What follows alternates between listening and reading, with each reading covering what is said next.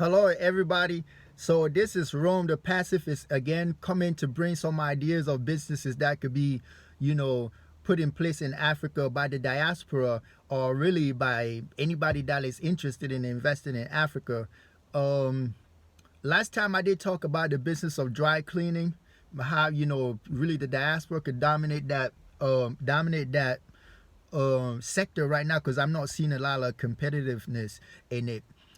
One thing you notice in Africa is each demographic tend to dominate one industry. You might see the Indians just being maybe into like the import of, I don't know, let's say farm products. You might see that the Arabs are probably dominating the restaurant. You might see that one group is dominating the construction. The Chinese are dominating the infrastructure. So the African diaspora going to Africa, you gotta pick a sector where you use it to implant yourself in Africa, like to a point where, okay, when people want to go into like seafood business, they know like, okay, Afro-Americans dominate that.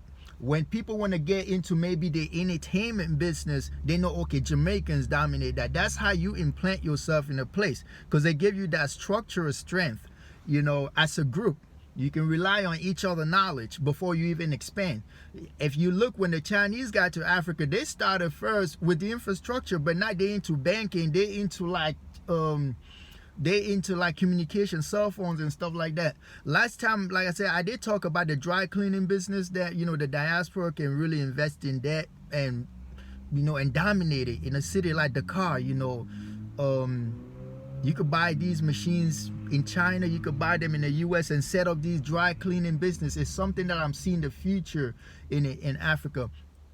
And then I think my previous video also, I did talk about the refrigeration business, where I'm seeing a lot of these fishermen, like at the beach, they catch the fish and they gotta sell it straight up because there's no other way to conserve it.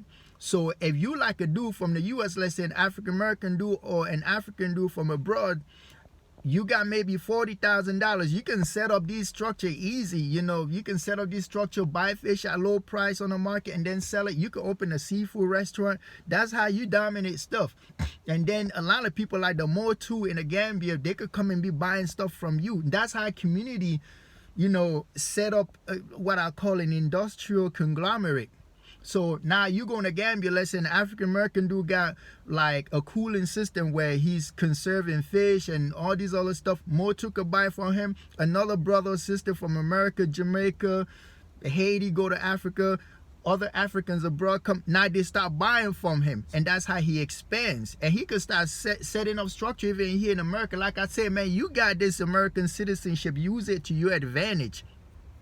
You got one advantage that the Chinese and the Africans on the ground don't have. They can't just fly all over the world. You got that blue passport, man. Like I said, your ancestors fought real hard for it. You know what I'm saying? So don't just act like you about to surrender everything your ancestor worked for in the U.S. It's yours. It's yours. America's yours. But one thing, you got plan B, and that's Africa. And Africa is on the move. It's something to take complete advantage of. Today, the business idea that I have for the diaspora that I think I'm seeing the future in is the business of heavy equipment. When you're looking across Africa right now, you see, let's take the example of the Black Acres of the Gambia, how they put up their foundation. And you got people over there literally digging foundation by hand. There's a desperate need for heavy equipment in Africa by the private sector. Because right now, most of the heavy equipment in Africa is being brought in by the government. Government is not very well structured to run business. So if you go to deal with them, there will be corruption, there will be inefficiency. It's a natural thing. But you as a private investor, you're more likely to have an impact on the ground because you have an incentive to have things work. Government don't always have an incentive to make things work. If their business is not working, they could just pry the hands of citizens to make money, to take money and finance. You know what I'm saying? You see it with a system all over the world. I don't have to point to any specific country. My channel is not for that.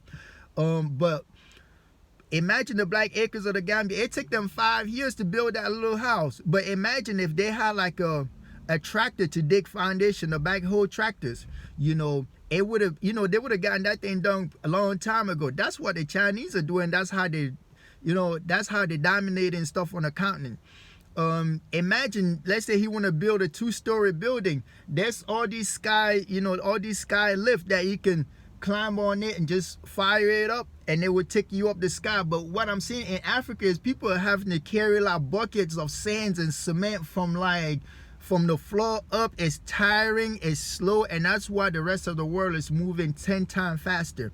I watched the video of the Black Acres of the Gambia when the Nigerian dude came, like the Nigerian contractor, to put the cement together. I'm seeing his workers are like cutting rebar with like a handsaw. I'm like, in America, even a do-it-yourself guy, he's like, he got an electric saw that he cut in 5 seconds. But in Africa, we use a handsaw. When it comes to woodwork, I'm seeing in Africa, people cutting wood with like little handsaw, and that's why we're moving so slow. You need like that, use electrical saw. Even it might cost a little bit more at the beginning, but most countries, to move ahead, they gotta take on debt.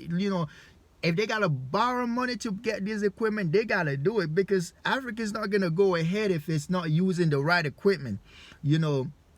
So yeah, the business of heavy equipment like farm tractors, just look at the video of the Black Acres of the Gambia, how long it took them. How long it took them to just find an old tractor. I mean, this tractor was so old, it didn't even want to feel that heat. It didn't want to feel nobody touching it. It didn't want to fire up. It was the oldest tractor I ever seen. And that's it. It almost seemed like that.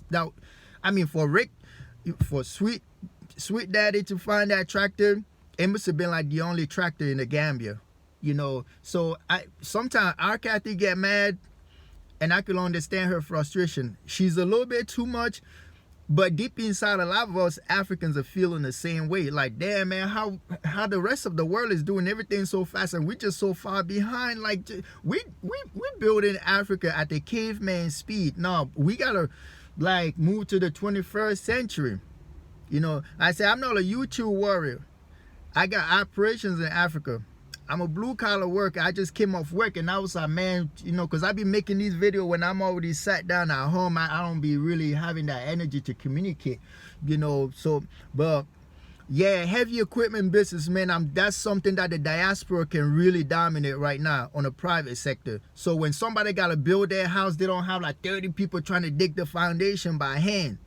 If they got to build a 2-story, 3-story hotel, you don't have people like having to climb like one step at the time to go dump a bucket of sand, where you could have equipment that would carry it, that would just take a whole scoop of sand, dump it on the first level and second and third.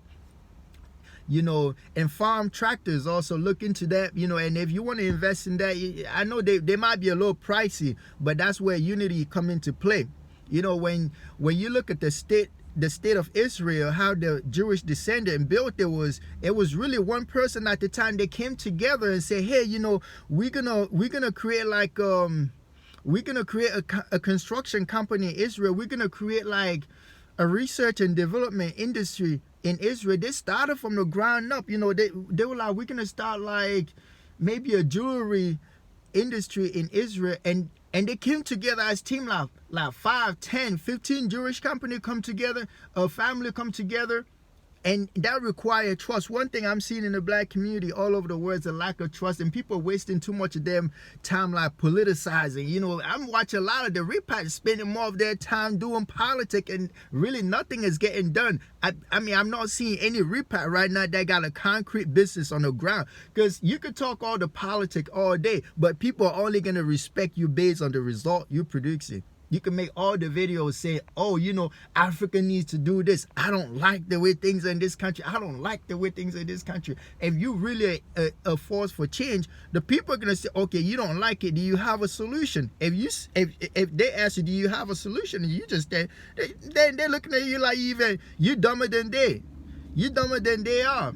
But if you're like, okay, why are you guys taking all this time to mix cement? Can't you do it faster? Can't you find a way to do it faster? And then the local say, well, excuse me, sir, do you have a solution? And you're like, well, we got this cement mixture. I could import it from China. I could import it from the US. And you're bringing, that's a solution. Now people look at you as a problem solver. That's how you implant yourself in the system and get at the position of leadership. The Africans are not following the Chinese because this whole inferiority complex people talk about. It's because the Chinese got result. The Chinese say we're gonna build a road, and they build it. Why is it that, let's say, when an Afro-American dude want to get into, let's say, an entertainment business, people put him before everybody because they put result. You understand what I'm saying? I know there's many other industry out there that the black diaspora have like impact in it, but it's based on result. Like if a Chinese dude come to Africa right now and he want to be like, let's say, an R&B singer, people look at him a little funny till he prove it himself, because he got no reputation in that. The Chinese are being respected because they come in and say, we're going to build a 200 mile highway in 2 years or 1 year. They get it done in that time frame. Done. Like, you can't help it be like, damn, you know, you show them respect. It's like a warrior. A warrior is only respected based on victory. Like somebody, as soon as he delivered that victory, the rest of the people just put down their sword and weapons. So yeah, that's a good business, man. You guys can really look into that and let me know what's your opinion. I'm seeing the future in it. You know, I just want to see the diaspora go to Africa and succeed, man. You know, I hate when I see people go there and then just complain, oh, there's no this, there's no that. It's not helping nobody, because eventually you will have a bad reputation. People will start saying, man, these are the guys just coming to complain. No, you want to go there and people look up to you like, man, these are the brothers from Jamaica. These are brothers from the USA. I mean, let's give a shout out to other people of African descent, man, because people of African descent are not just coming from the USA. There's a lot of people of African descent in South America, from Mexico all the way to Argentina. They got to be represented, you know. So shout out to them. Shout out to a lot of people of African descent in the Caribbeans. And I know a lot of them might not like to identify with Africa due to the complex history of their society. But yeah, fellas, I'm all about like trying to find a solution that can make the life of people of our descendant, you know, just move forward. And I'm always open to any other community coming to contribute to the well-being of Africa and its heritage. I'm not a radical, you know. I'm a pacifist. I'm a pacifist. I'm all about building. I'm not about like shouting at nobody. I'm not about like conflict or going hard on nobody. I like to put out ideas that I believe will bring in concrete results. So that's one business today. It's the heavy equipment business in Africa in the private sector. You know, let's say you get like 10 dudes, put $10,000 and get one of these heavy equipment in Africa and start renting it out to construction site, or get a few farm tractors over there and start a project. Because all these guys that are buying land, these lands will have to be developed. The day you buy that land, let's say in Ghana, let's say in Gambia, you know, I'm from Cameroon. You know, and I know if you show up over there and buy land, bring a few tractors and start making moves, man, you'll be on the news for the right stuff. And people say, oh, where he's from? Where did it come from? He's a brother from America. Wow, man, they're doing big things. Word starts spreading through Palace. Like, man, these guys are up to something. So, all right, man. Yeah, I just got off work. I'm going to be heading home, you know, continue to do some stuff. You know, I got business to take care of. But yeah, man, I just want to see people go to Africa with solution. Shout out to JT, the bigger figure. He's doing a lot of great things in Africa. You know, that's one dude that I could look up and say he's a solution generator. He's a solution generator. He can just leave the whole system where he ever know and go somewhere else and create something very vibrant. I love everything that he's doing. He's contributing a lot to he's a lawyer dude. He left Burkina Faso and went to Kenya, and he didn't just look down on Burkina Faso because Kenya was wealthy. He always give the shout out to Burkina Faso, and those are the type of men that deserve respect from everybody. That's the type of mindset that we need to take Africa to another level. All right, everybody, you all take care. Bye.